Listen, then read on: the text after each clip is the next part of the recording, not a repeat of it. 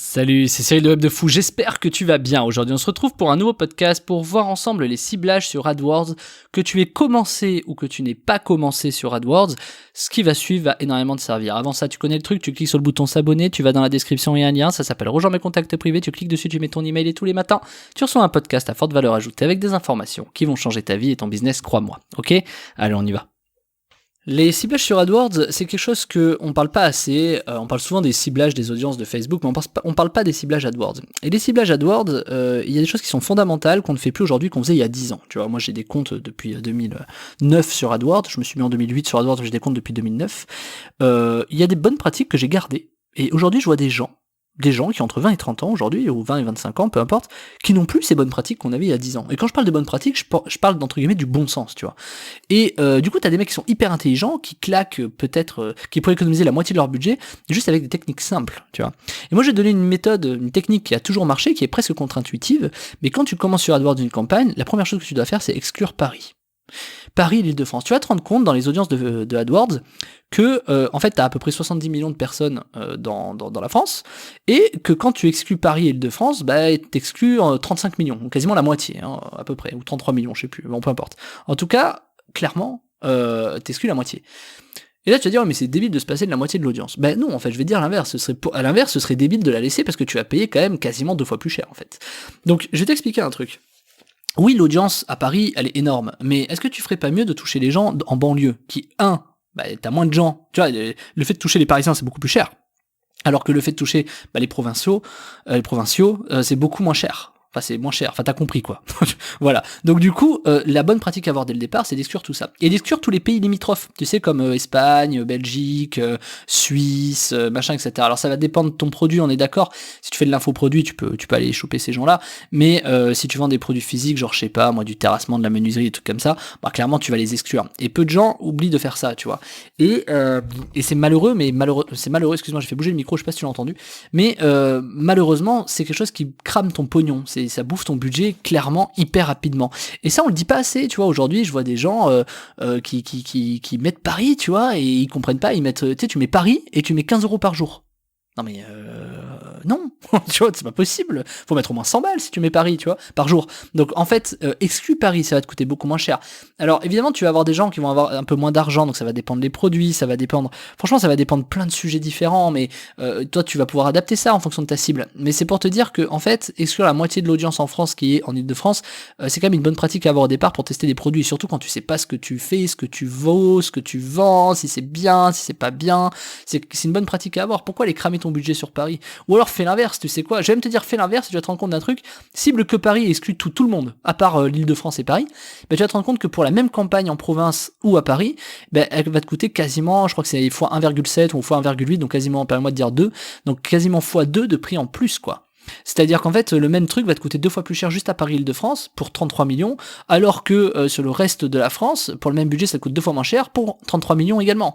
Donc en fait, pose-toi les bonnes questions, c'est pourquoi est-ce que tu devrais mettre Paris dans ta campagne, ou pourquoi tu ne devrais pas la mettre. Et ça, c'est vraiment un truc qu'il faut que tu gardes en tête. Et des astuces comme ça, enfin c'est même pas des astuces, des bonnes pratiques comme ça, je sais pas, je comprends pas, j'ai presque envie de passer un coup de gueule, c'est que mais que font ces gens qui n'ont pas ces bonnes pratiques là au départ, quoi? Je ne comprends pas. Alors t'en as qui vont me dire non mais attends, faut surtout mettre Paris, etc., machin. Je te dis pas, encore une fois, je te dis pas qu'il faut mettre Paris ou pas mettre Paris, je te dis il faut absolument exclure Paris quand tu commences une campagne, qu'en l'occurrence t'y connais rien. Dans tous les cas, même si tu connais quelque chose, quand tu commences une campagne, faut mettre Paris, faut exclure Paris, pardon, voilà, même moi je m'embrouille, faut exclure Paris. Si tu n'exclus pas Paris et l'Île-de-France, c'est une erreur, ça va te coûter beaucoup plus cher et ça va fausser tes coûts. Tu peux, dans ce cas-là, dédier une autre campagne et tu peux splitter ça en mode je fais 2 campagnes, une spécifique à Paris et une spécifique aux provinces. Et du coup, tu vas te rendre compte que finalement, ta campagne la plus rentable est peut-être sur Paris, mais à un coût qui est beaucoup plus drastique, alors que au départ, quand tu commences, si ton client n'a pas de budget ou si toi t'as pas de budget, il vaut mieux commencer en province. Et donc tu vois, pour te dire quoi, j'essaie toujours de mettre un peu, tu sais, je te fais un petit électrochoc pour derrière te mettre un pansement, c'est de te dire, je te dis pas que c'est bien ou pas bien, je te dis juste que pense à le faire toujours différemment. Des solutions comme ça, il y en a 10 000. Tu vois, t'es pas obligé de faire, pas faire, c'est pas noir ou blanc. Tu peux avoir des solutions gris plutôt teintées de blanc ou gris plutôt teintées de noir, mais tu peux avoir des solutions alternatives. Et encore une fois, ça va dépendre de ton problème. Moi, j'avais des gens qui me donnaient du budget juste pour faire booster des stats. Moi, j'adorais prendre des budgets, on me filait 12 000 balles par mois et on me disait, bah tiens, vas-y, fais des trucs. Je me positionnais à des mots-clés qui étaient pas chers ou qui avaient beaucoup de trafic, et du coup, je cramais son budget, et plus j'avais des coûts qui étaient faits, bah, plus je margeais, donc c'était énorme les marges que je faisais. Je crois que je faisais sur 12 000, je faisais 10 000 balles de marge, je crois, c'était un truc comme ça. Et je claquais 2 000 de budget pour faire monter, je crois que je sais plus, je me rappelle plus à combien de trafic on était, mais je crois qu'on était par jour à peu près 10 000 de trafic, je crois, c'était un truc comme ça. Donc du coup, bah ouais, forcément, tu vois, finalement 10 000 de trafic avec, avec 2 000 euros, c'est pas ouf, quoi, tu vois, ça fait 20 centimes le clic, en fait. Donc, en vérité, voilà, et donc ça va dépendre de ton truc, tu vois, si c'est juste pour faire gonfler des stats, si c'est plutôt pour vendre, si c'est plutôt pour capter du lead, ça dépend de tes stratégies, ça dépend de plein de trucs. Mais grosso modo, moi j'ai envie de te dire, prends cette habitude, tu vois, quand si par exemple tu cibles la Belgique, prends pour habitude d'enlever la capitale, tu vois, là où il y a le plus de monde. Quand tu cibles, tu vois, le Canada, prends l'habitude d'enlever la capitale, tu vois. Tu vois ce que je veux dire?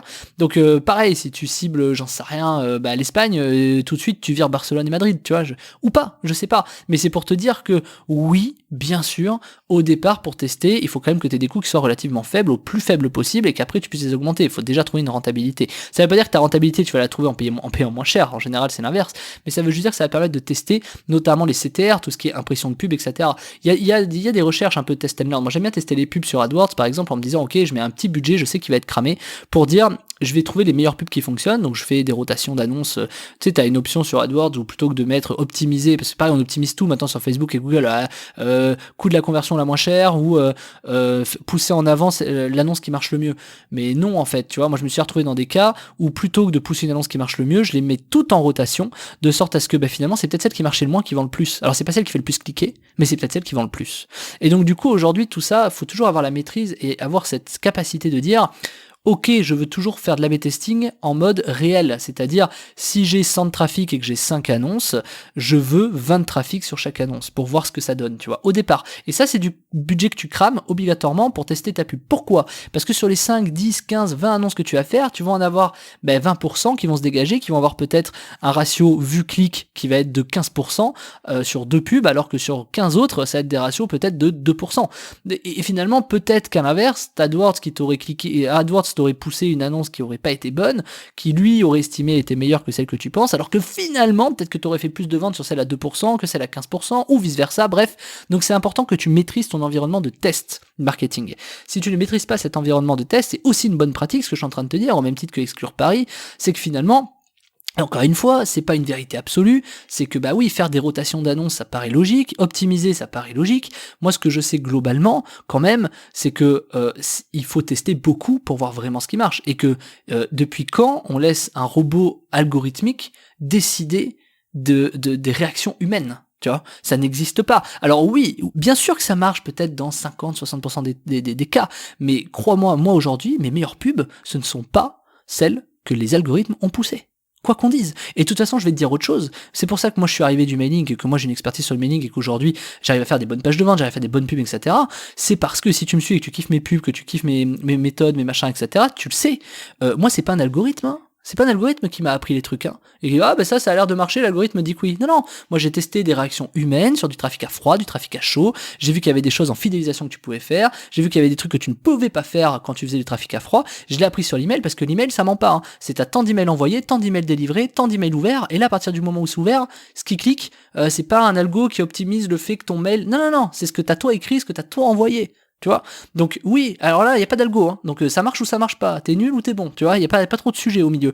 Donc voilà, et plutôt que de se dire de laisser faire un algorithme, moi je déteste faire ça parce que honnêtement, même sur de la pub Facebook, alors j'ai pas le ratio en tête, mais il y a quand même des pubs qui poussent sur Facebook, sur AdWords, il y a quand même des pubs qui sont poussées, qui sont très bonnes. Je dis pas que c'est pas des pubs bonnes, tu vois ce que je veux dire, mais fatalement, moi, les meilleures pubs que je fais, ce ne sont pas celles qui sont poussées automatiquement par les algorithmes. Parce que les algorithmes favorisent, par exemple Facebook va favoriser des photos style réseaux sociaux. Et c'est peut-être pas celle qui marche le mieux. Tu mets un fond noir, une écriture blanche, ça peut 4 fois mieux marcher.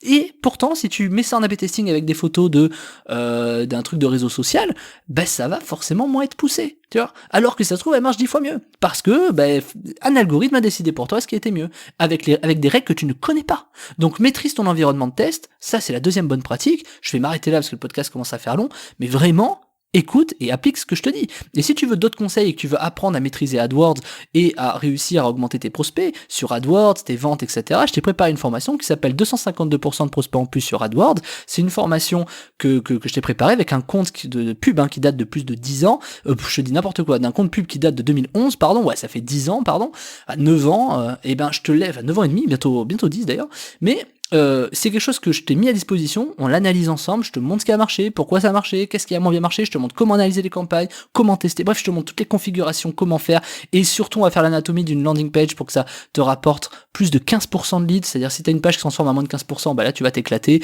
Moi j'ai des pages qui transforment à jusqu'à 50% en lead, hein, et du coup bah forcément tu as plus de leads, tu as plus de clients, tu fais plus d'argent, bref, tu as compris le truc. Mais en plus de ça, je te propose des scripts que moi j'ai fait, des scripts pour AdWords dédiés que tu peux mettre dans tes campagnes, tu vas voir des trucs qui te permettent d'automatiser, d'optimiser tes campagnes de manière intelligente. Bref, il y a tout.